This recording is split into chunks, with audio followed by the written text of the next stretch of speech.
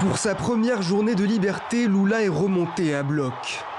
À peine remis de sa libération par la Cour suprême, l'ancien président brésilien est de retour aux affaires, loin d'être affecté par ses 580 jours d'emprisonnement. Et dès sa première prise de parole, il pointe du doigt la gouvernance de Jair Bolsonaro.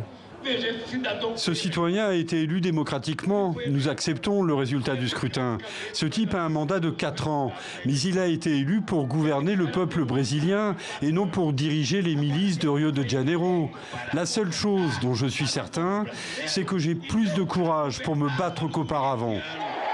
Un discours qu'il tient devant des milliers de ses partisans venus l'accueillir comme le Messie, un public acquis à sa cause qui chante et qui danse pour fêter sa libération.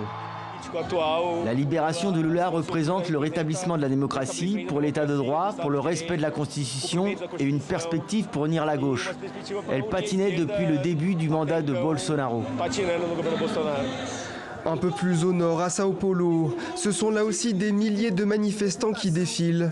Mais cette fois-ci contre Lula et contre l'arrêt de la Cour suprême qui a permis sa libération. Si désormais la gauche a retrouvé une voix et un visage à opposer à Jair Bolsonaro, c'est le Brésil tout entier qui, à l'image d'un Sao Paulo partagé entre pro et anti-Lula, risque lui aussi d'être divisé.